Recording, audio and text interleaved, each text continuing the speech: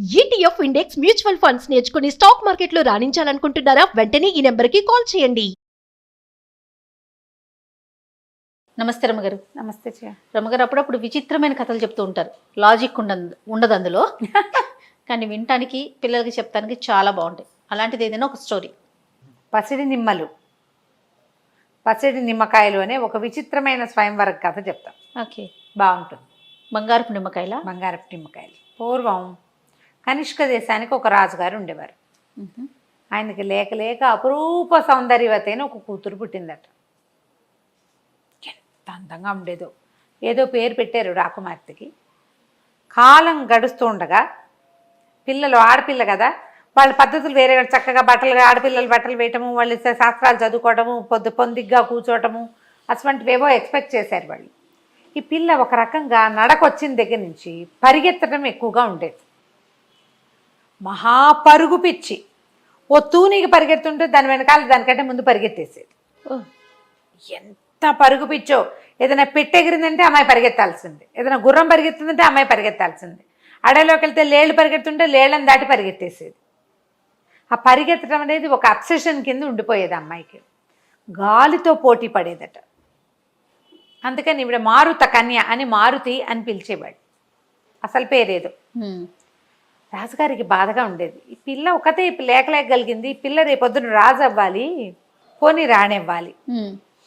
రాజ్యానికి ఉత్తరాధికారి పిల్లే, అంతేగా. ఇలాంటి లక్షణాలు ఉన్న పిల్లని ఎవరు ఇష్టపడతారు ప్రజలు? అంటే రోడ్డు మీద పడి పరిగెడుతుంది. ఇది కాదు కదా, రానికో రాజుకో కావాల్సింది. అని చాలా కష్టంగా ఉండేది.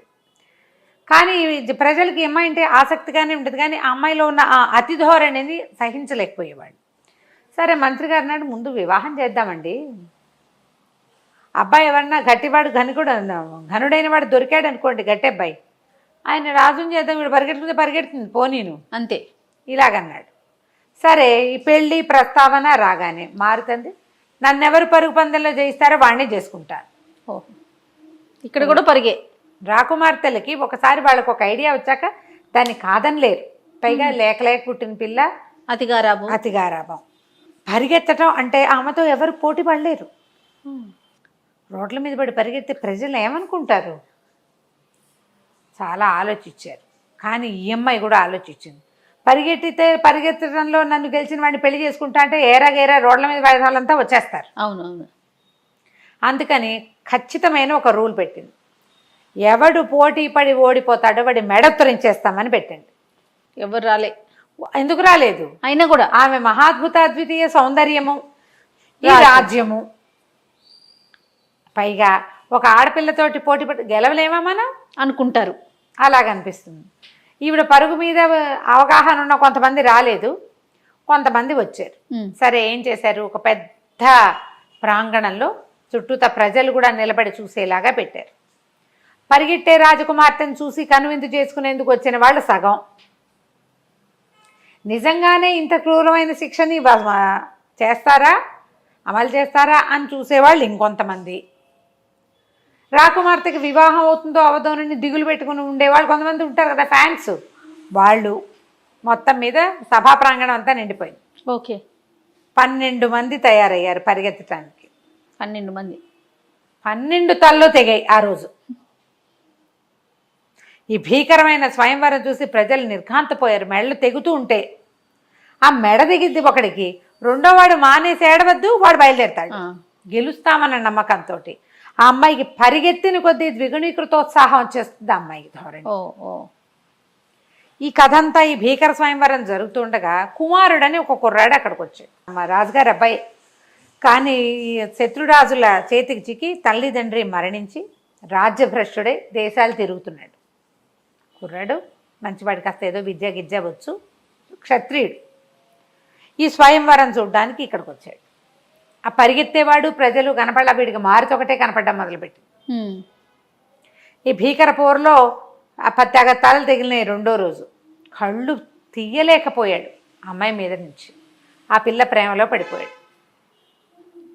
తన అమ్మాయితో పోటీ పడలేనని అతనికి తెలుసు.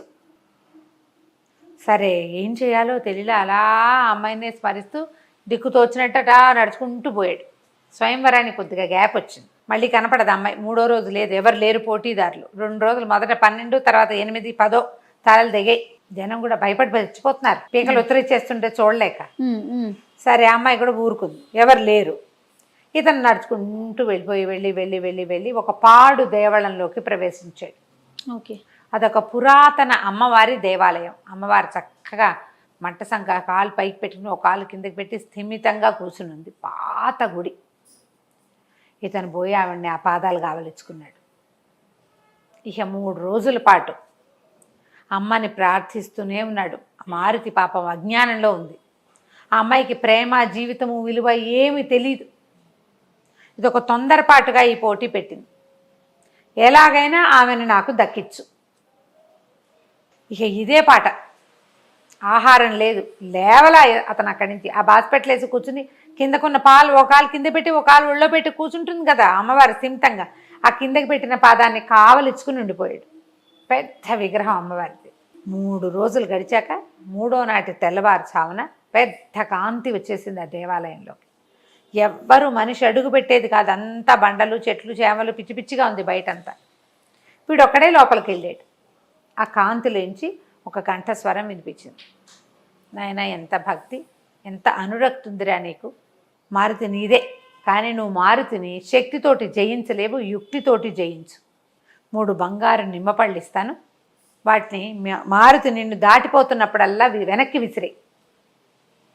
నిమ్మపండు వాడుకో, అవసరమైతే 3 వాడుకో. మారుతి నీ సొంతం అవుతుంది. ఆ అమ్మాయి పోటీ కూడా ఇది కాదు, అమ్మాయి ఏం పెట్టిందో అది కూడా కాకుండా ఉంటుంది. సరే, కాసేపటికి అతనికి స్పృహ వచ్చింది. ఆ బోళ్ళంత వెలుగు, కంఠము వినపడింది కదా, ఆ వెలుగంతా తగ్గిపోయింది. చల్లగా అరిచేతిలో ఏమిటో ఉన్నాయి. చూసుకుంటే 3 నిమ్మపళ్ళు ఉన్నాయి, బంగారపు పళ్ళు, థళ మెరుస్తుంది. సరే, మర్నాడు అమ్మాయితో పోటీ పడతానని వెళ్ళాడు. అమ్మాయి చక్కగా చీర గోచి ఎగ్గట్టి కట్టుకుంది. పరిగెత్తడానికి వీలుగా ఇంత బారెడు జడ, జన్నిండా పువ్వులు, మణ్నిండా నగలు, చూడ్డానికి మహాద్భుత సౌందర్యవతి. ప్రజలు ఆశ్చర్యపోయి, వీడెవడు చచ్చిపోవడానికి 10, 12, 22 మంది చచ్చిపోతే మళ్ళీ వచ్చాడు వీడెవడో వారం తిరగకుండా. 3 రోజులు గ్యాప్ వచ్చేసింది. సరే, జనం అంతా చేరేసరికల్లా సరే ఇద్దరు కలిసి పరుగు మొదలుపెట్టారు. మొదటికి అబ్బాయి యువకుడు కొంచెం మగపిల్లవాడిగా కాస్త జోరుగా పరిగెత్తాడు. ఎవరైనా పరిగెడుతుంటే అమ్మాయికి ఎక్కువ ఉత్సాహం వస్తుంది కదా. ఆమెను దాటపోతూ ఉంటే వీడు ఏం చేశాడు, నిమ్మకాయ తీసి వెనక్కి జనం వైపుకి విసిరేశాడు. ఆ కదిలేదాన్ని అమ్మాయి చూసింది, వాడు విసరటాన్ని. ఏదైనా అమ్మాయి ఏం అలవాటు, ఏదైనా ఒకటి పరిగెడుతుంటే దాన్ని దాటాలి. వీడిని వదిలేసి దాన్ని పరిగెత్తింది. తనని దాటి వెళ్ళిపోతుంది నిమ్మకాయ. ఆ దాటి వెళ్ళిపోతున్న నిమ్మకాయ కోసం దాని వెనకాల పరిగెత్తింది. జనాల పాదాల దాకా వెళ్ళిపోయిన నిమ్మకాయని పట్టుకుంది. మళ్ళీ వెనక్కి పరిగెత్తుకొచ్చింది. వీడు బాగా ఒక 20 బార్లు వెళ్ళిపోయాడు. ఈ లోపల అమ్మాయి వెనక్కి వెళ్ళి నిమ్మకాయ అంటే ఇట్లా విసిరేసారు కదా, బలం కొద్ది విసిరితే అది ఏమవుతుంది, రయ్యమని ముందుకెళ్తుంది కదా. ఆ పోయేదాని వెనకాల పరిగెత్తింది అమ్మడు. మళ్ళీ దగ్గరకు వచ్చేసింది. ఇతను దాటేయటానికి వచ్చేసింది. దగ్గరికి రాగానే మళ్ళా ఇంకొక నిమ్మకాయ తీసి విసిరేసేసాడు. ఈసారి ఇంకా బలంగా వేసాడు. ఊపు, నీకు పరిగెడుతున్న ఊపు వేరుంటుంది కదా. ఈ అమ్మాయి మళ్ళీ ఆ పక్కకు పరిగెత్తేసింది. జనం చూస్తున్నారు, ఏదో జరుగుతోంది. ఆ అమ్మాయి ఆ బంగారపు కాయ తన ముందు నుంచి పరిగెత్తడమే, వెళ్ళిపోవటమే చూస్తోంది. కానీ మిగిలిన జనానికి ఏం జరుగుతుందో అర్థం కాలేదు. అటు పరిగెత్తేసి అటు ఎలా ఉంది, ఈవిడ ఇంకో 30 బారలు దాటేశాడు. ఇంకో 10 బారలు పరిగెడితే డెస్టినేషన్ వచ్చేస్తుంది. సరే, మళ్ళీ ఆ 2 నిమ్మకాయ చేత్తో పుచ్చుకుని మళ్ళీ వెనక్కి వచ్చేసింది. పరిగెత్తింది దాని వెనకాల. ఎంత స్పీడో, ప్రాణం పోయేంత వేగంతో వచ్చేస్తుంది. ఓకే. ఈ దగ్గరికి వచ్చేసరికల్లా 3వ నిమ్మకాయ విసిరేసేసాడు కుమారుడు. విసిరేసరికల్లా అది పోయి ఎక్కడో పడింది. ఈ అమ్మాయి మళ్ళీ పరిగెత్తుకుంటూ వెళ్ళింది. ఆ అమ్మాయి నిమ్మకాయ చేత్తో పుచ్చుకుని దగ్గరకు వచ్చేసరికి ఇతను అది దాటాడు. దాటేశాడు కుమారుడని మొత్తం ప్రజలంతా చప్పట్లు కొట్టారు. రాజుగారు, రాజపరివారం అంతా లేచి నిలబడింది. రాజుగారు, మంత్రి గారు, తదితర జనం అంతా ఆనందాశ్రువులు తుడుచుకున్నారు. అమ్మాయి పెళ్ళైపోతుంది, ఇక బాధ లేదనుకున్నారు. ఈ పిల్ల తన దగ్గరకు వచ్చింది. అప్పటిదాకా ఆ పిల్లకి సిగ్గు, మొహమాట పడ్డం లాంటి స్త్రీ లక్షణాలు ఏం లేవు. ఆ నిమ్మకాయలు అందిస్తూ కళ్ళు వాల్చుకుని కాస్త సిగ్గుపడింది. చెంపలు గింపలు ఎర్రగా అయిపోయింది. వీడికి నేను దొరికానని అర్థమైంది అనమాట. ఆ నిమ్మకాయలు 3 చేత్తో పుచ్చుకున్నాడు. తర్వాత దండ తెచ్చి రాకుమార్తెతోటి కుమారుడి మెడలో వేయచ్చు. ఈ 3 నిమ్మకాయల పరుగు పందెంతో ఇక అమ్మాయి పరుగెత్తడం మానేసింది. తర్వాత చక్కగా వివాహం అయిపోయింది. కుమారుడు రాజు అయ్యాడు, మన యమై మారుతి రాణి అయింది. తర్వాత ఎప్పుడు పరిగెత్తకుండానే ఉండేది. చక్కగా రాణులు ఆడవాళ్ళ సహజంగా ఎలా ఉంటారో, రాచరికపు స్త్రీలు ఎలా ఉండాలో అలాగే ఉండేది. పరిగెత్తటం మర్చేపోయిందట. కలకంచికి మనం ఇంటికి. నమస్తే. నమస్తే.